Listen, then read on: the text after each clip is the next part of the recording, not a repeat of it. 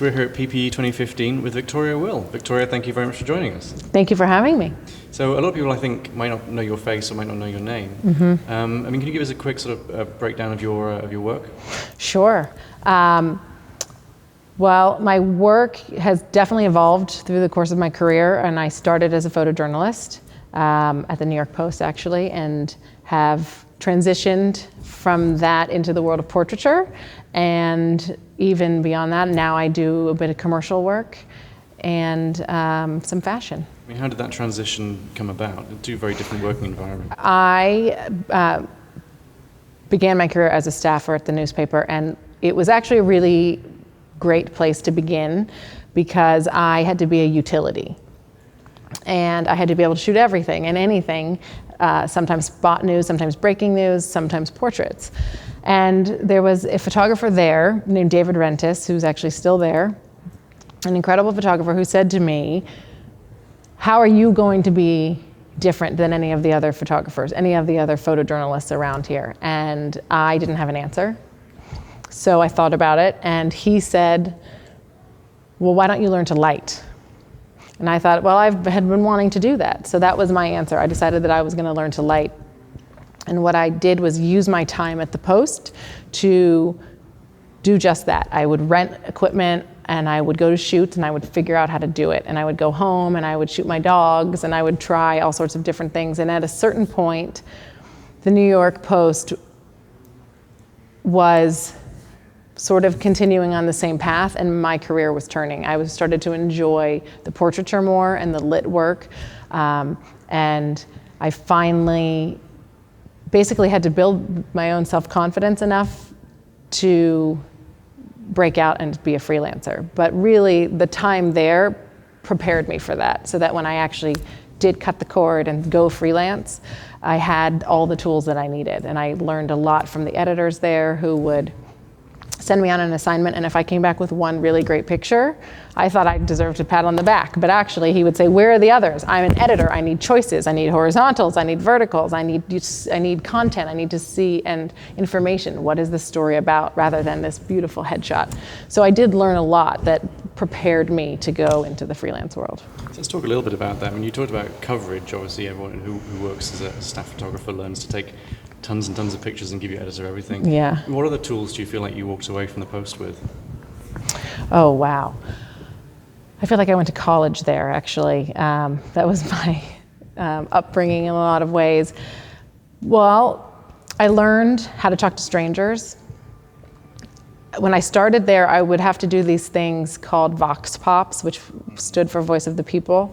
And they would say, go outside and interview people and ask them if they prefer Chinese to Thai or Britney Spears to Jessica Simpson. And so it wasn't exactly the hard, gritty news that I thought I was going to be doing, but I did it. And I found that when I went outside and stopped and asked people and said, hey, excuse me, I'm with the New York Post, would you mind if I took your portrait? Not everybody was jumping all over the opportunity. And so I had to learn how to approach people, how to talk to strangers.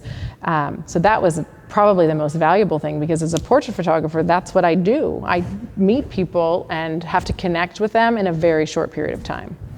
So do you have any, I know you do these days you do a lot of celebrity portraiture, which you probably only have 5 or 10 minutes with the average sitter at most, I would Absolutely, yeah, if I'm lucky. Yeah, I mean, do you have any tricks for just quickly breaking down those barriers with someone who you may only be with for a few minutes? Oh, of course. Well, I find that I go in having done no research because I want the interaction to be as organic as possible. And so if I sit down and ask you a question and say, well, where are you from? Or do you have any children? I actually want to know the answer. I'm listening for the answer because I don't know it, and I'm genuinely curious.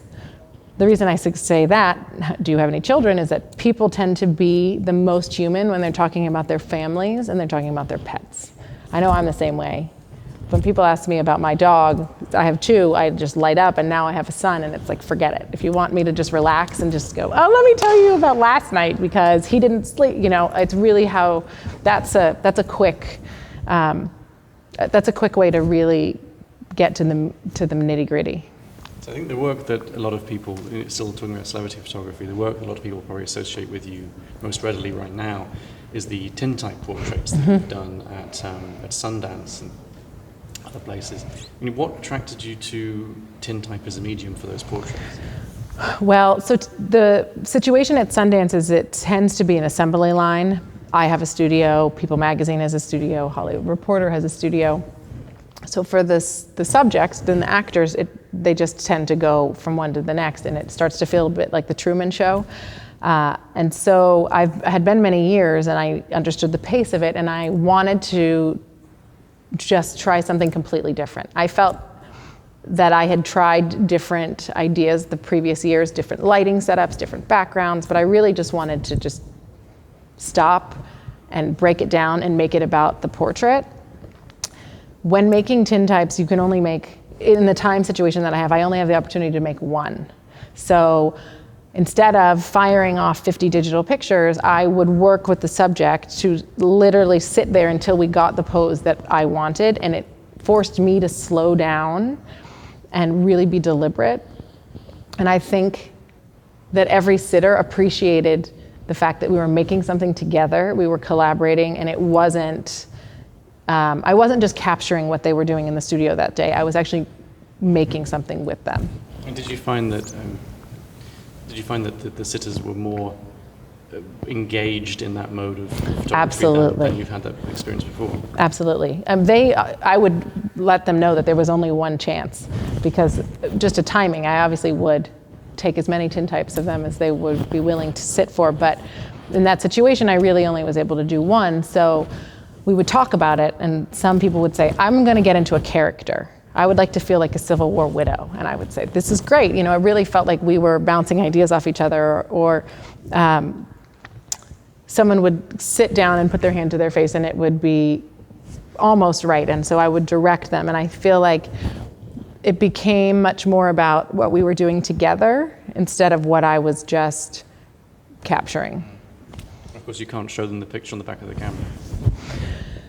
No, you cannot. You can. It is funny that it is a very quick process. As soon as we take the image, we do have to develop it right away while everything is still wet. So they can see it very soon, but not as instantaneously as digital. And it would require getting up and going into the darkroom. So then you lose the interaction that's happening in the portrait sitting anyway. Did you have anyone hanging around for long enough to see the picture developing? You'd be surprised. A lot of people wanted to go into the darkroom to watch the whole development process, which was really fun. So publicists would come up to me and say, you know, where's Alexander Skarsgård? Where did he go? And I'm like, you're going to have to go. He's in the darkroom. You're going to have to wait. Can't go in. No light allowed in there. So it was really fun just to see how they reacted to it, but they're artists themselves, you know, so it was a perfect environment. They're creatively minded, and it was sort of the perfect opportunity. So when you set out to do that, you chose tintype. Was it because of a look you wanted to go for, or was it specifically because you wanted to slow down and because you wanted a more collaborative experience? It's a good question. The reason I picked tintypes actually is that I had one made of me at a photo festival in New York called Photoville. The first year I think that it was an operational photo festival, the Penumbra Foundation was there making tintypes in this setting, and I had one made, and it blew my mind actually. I remember them handing it to me, and I was looking at it, and I just thought, if I'm this moved by this, not just the process, but by the physical, tactile result, then other people will be too. And I knew the pace and the situation at Sundance and knew that I could pull it off, but I just had to learn how to make tintypes in the process. The other reason is that it's difficult at Sundance is that I don't have any control over people's clothing.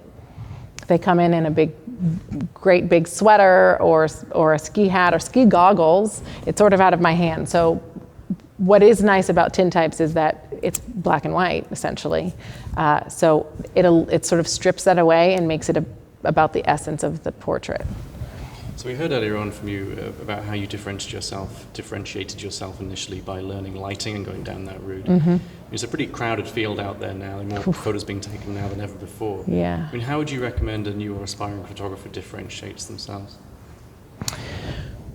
Well, I don't think it's about having a style of lighting or being a tintype photographer or fashion. I think that what any aspiring photographer needs to do is shoot every single day, take every opportunity that they can, and by doing so, they are going to find their own voice.